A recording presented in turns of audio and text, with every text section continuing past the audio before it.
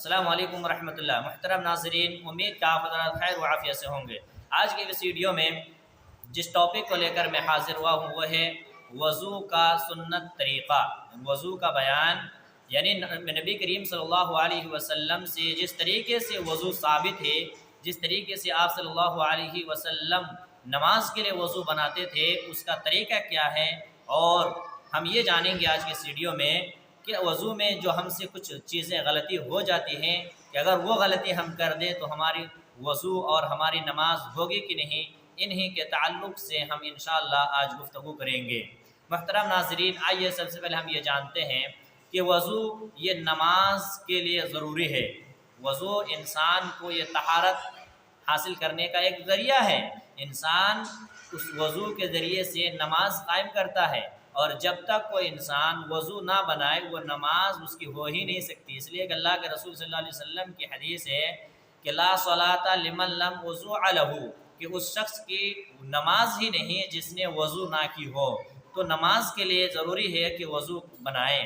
اب وضو ہم کس طریقے سے بنائیں کہ یہ ہمارا وضو کمپلیٹ ہوگا، مکمل ہوگا، اس سے ہماری نماز مکمل ہوگی؟ تو آئیے ہم یہ جانتے ہیں کہ صحابہ کا کیا عمل تھا، نبی صلی اللہ علیہ وسلم کا کیا عمل تھا، اور قرآن و حدیث میں اس کا ثبوت اور اس کا طریقہ کیا ملتا ہے۔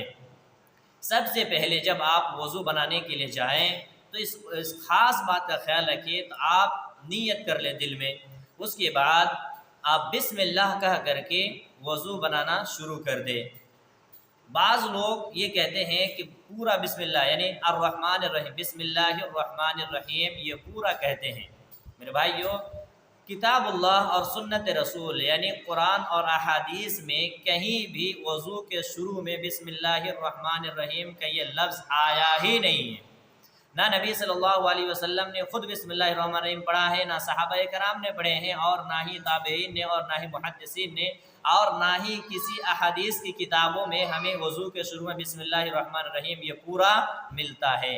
کہیں بھی آپ اٹھا کر کے دیکھ لیں، وضو کی جو طریقہ ہے، وضو کرنے کی جو دعا ہے، آپ کو بس اتنے ہی سی الفاظ ملیں گے، وہ ہے بسم اللہ، یعنی بسم اللہ کہہ کر کے ہمیں وضو شروع کر دینا ہے۔ آپ کہیں گے الرحمن الرحیم کہہ دے تو کیا حرج کی بات ہے؟ میرے بھائی، جو چیز ثابت نہیں ہے اس کو ہم کیوں اپنے سے اضافہ کریں گے، اس کو کیوں بڑھائیں گے؟ جتنی چیزیں وارد ہوئی ہیں، جتنا آیا ہے، جتنا ثابت ہے، انہی کو ہم کریں گے، اس لیے کہ یہ عبادت یہ توقیفی ہوتا ہے، اور توقیفی کا مطلب ہوتا ہے کہ جتنا ثابت ہے اتنا ہی کرنا ہے۔ تو بسم اللہ صرف ثابت ہے، وضو کے شروع میں صرف بسم اللہ ہی کہنا ہے، بسم اللہ الرحمن الرحیم یہ نہیں چلے گا۔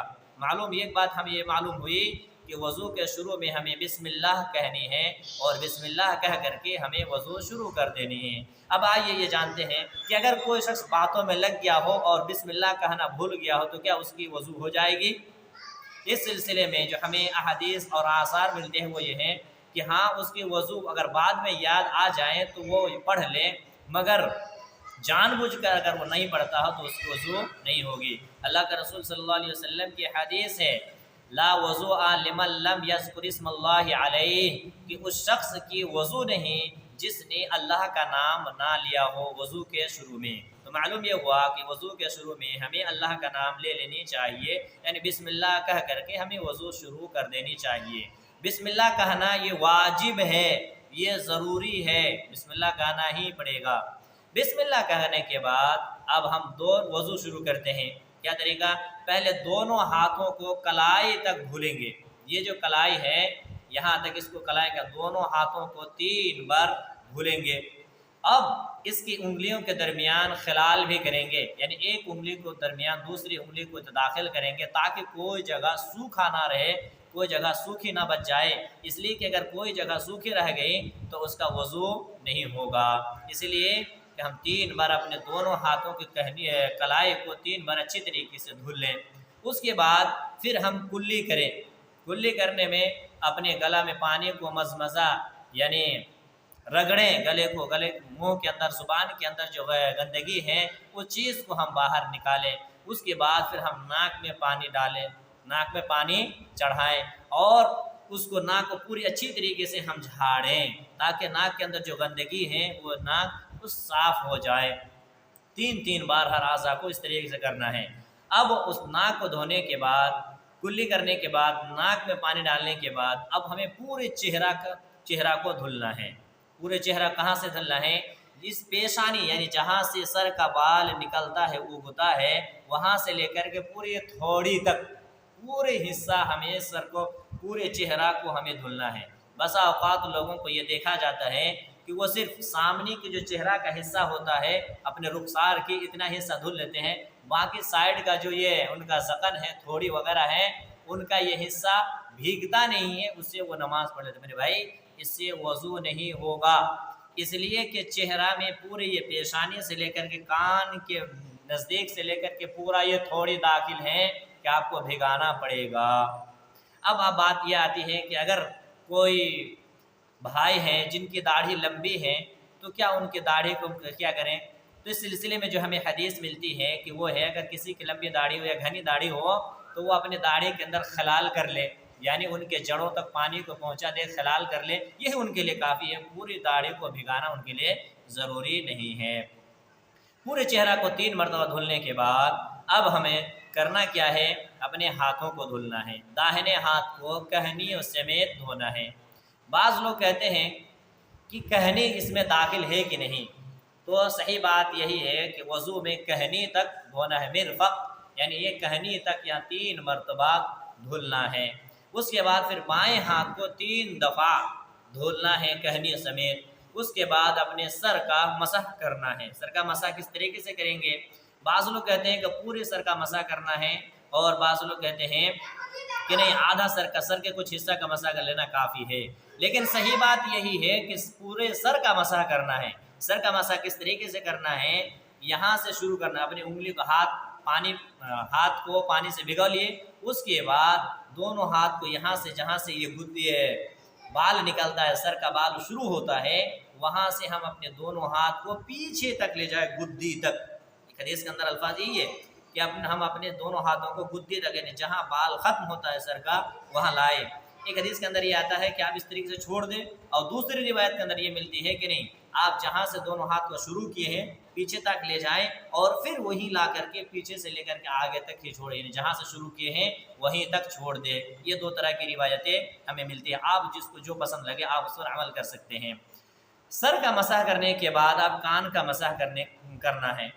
اب بات یہ آتی ہے کہ کیا کان کے مسح کے لیے نئے پانی لینا ضروری ہے؟ سر کا مسح کر لیے ہاتھ بھیگو کر کے، کیا آپ جو کان کا مسح کریں گے تو کیا نیا پانی لینا ضروری ہے؟ جی نہیں، ہمیں اس سلسلے میں کوئی ایسی بات نہیں ملتی ہے کہ پانی لینا ضروری ہے۔ اگر آپ لینا چاہیں تو ٹھیک، ورنہ افضل یہی ہے کہ آپ اسی سر کے مسح والے ہاتھ سے آپ کانوں کا بھی مسح کر لیں۔ اب کان کا مسح کرنے کا طریقہ کیا ہے؟ یہ جو شہادتین ہیں، اس کو شہادت کی انگلی کہتے ہیں، یہ جو دونوں انگلی ہیں آپ کان کے اوپر والے جو سوراخ اس میں داخل کریں، اور یہ جو سببہ ہے، اس انگلی کا نام سببہ، اس کو آپ اس حصہ میں ڈالیں، باہری حصے میں، اور پوری طریقے سے اچھی طریقے سے پورے کان کو اوپر نیچے سے اوپر تک مل لیں۔ یہ ہو گیا کان کا مسح۔ یہ کان کا مسح اور سر کا مسح 3 بار نہیں کرنا، بلکہ ایک ہی بار کرنا ہے۔ بعض لوگ دیکھا جاتا ہے کہ وہ کان اور سر کا جو مسح ہے 3 بار کرتے، نہیں، کان کا مسح اور سر کا مسح 1 مرتبہ کر لینا ہی کفایت کر جائے گا۔ اسی طریقے سے بعض لوگ یہ دیکھا بھی جاتا ہے کہ وہ اپنے گردن کا مسح کرتے ہیں، یعنی یہ جو گردن ہے یہ گردن کا مسح کرتے ہیں۔ قرآن اور احادیث میں یہ گردن کی مسح جو بعض روایتوں کے اندر ہے یہ ضعیف ہے۔ حدیث کے اندر جو ہمیں آثار ملتے ہیں، نبی صلی اللہ علیہ وسلم کا جو طریقہ ملتا ہے، آپ صلی اللہ علیہ وسلم نے گردن کا مسح نہیں کیے تھے۔ یہی بات راجح اور یہی بات صحیح ہے کہ گردن کی مسح ہمیں نہیں کرنی ہے۔ البتہ پگڑی کے اوپر مسح کر سکتے ہیں کہ نہیں؟ اللہ کے نبی صلی اللہ علیہ وسلم نے پگڑی کے اوپر مسح کیے تھے، تو ایک بات ہمیں معلوم یہ ہوئی کہ پگڑی کے اوپر بھی مسح چل جائے گا۔ اس کے بعد سر اور کان کے مسح کے بعد اب باری آتی ہے دونوں پیر کا دھلنے کا۔ دونوں پیر کو کہاں سے دھلیں گے؟ ہم یہ ٹخنوں تک، جو ٹخنا ہے یہاں تک دونوں پیر کو ہم دھلنا ہے، اور انگلیوں کے درمیان اچھی طریقے سے اپنے دائیں ہاتھ کی انگلی کو بائیں ہاتھ کی انگلی کو داخل کر لینا ہے تاکہ کوئی جگہ سوکھی نہ رہے۔ اس حساب سے ہم اپنے وضو کو بہتر اور مکمل بنا سکتے ہیں۔ میرے بھائیوں، یہ اسی طریقے سے آپ دوسرا پیر کو بھی، بایاں پاؤں کو بھی دھولیں۔ ایک بات آپ یہ جان لیں کہ ہر اعضائے وضو یعنی وضو کے جن وضو کرتے وقت جن اعضاء کو ہم جن حصہ کو دھلتے ہیں 3 بار دھلنا یہ سنت ہے۔ اگر آپ کے پاس پانی کی کمی ہو، پانی کی قلت ہو اور ایک دفعہ دھلنے سے آپ کا اعضائے وضو بھیگ جاتا ہو تو ایک بار دھلنا واجب ہے، یعنی ایک بار دھل لینا کافی ہے، واجب ہو گیا۔ اب 3 بار دھلنا یہ سنت ہے، 2 بار دھلے کافی، اگر ایک بار دھلے بھیگ گیا تو دوسرا بار نہیں دے، تیسرا بار نہیں دے چلے گا، کوئی مسئلہ نہیں ہے، کافی ہو جائے گا۔ لیکن اگر 3 سے زیادہ چوتھی بار دھل لیے تو یہ آپ نے ظلم کر دیے، اس لیے کہ یہ آپ نے حد سے تجاوز کر گئی۔ شریعت نے ہمیں حد بتائی ہے 3 مرتبہ دھلنا ہے، اس لیے کہ 3 مرتبہ دھلنے سے کوئی شک باقی نہیں رہتا ہے کہ آپ کا اعضائے وضو بھیگا کہ نہیں۔ اگر آپ کے پاس پانی کی کمی ہے اور آپ اپنے اعضائے وضو کو ایک بار کر کے دھل لیتے ہیں اور اس سے آپ کا اعضائے وضو بھیگ جاتا ہے تو کافی ہے، کوئی مسئلہ نہیں ہے، 3 بار دھلنا ضروری نہیں ہے، بلکہ 3 بار دھلنا یہ سنت ہے۔ اس طریقے سے آپ نے وضو بنا لیے۔ اب وضو کے بعد ہمیں کون سی دعا پڑھنی ہے؟ اللہ کے پیارے نبی جناب محمد رسول اللہ صلی اللہ علیہ وسلم نے مسلم شریف کی روایت ہمیں بتلائی ہے، وہ یہی ہے کہ اشہد ان لا الہ الا اللہ وحدہ لا شریک لہ واشہد ان محمدا عبدہ ورسولہ اللہم اجعلنی من التوابین واجعلنی من المتطہرین۔ اس دعا کو پڑھ کر کے ہمیں ختم کر دینا ہے وضو کا یہ مکمل طریقہ، سنت طریقہ، یہ نبوی طریقہ ہمیں معلوم یہ ہو گیا۔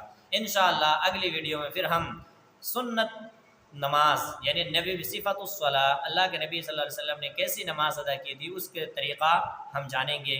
تب تک کے لیے میں آپ کے سامنے سے رخصت چاہتا ہوں۔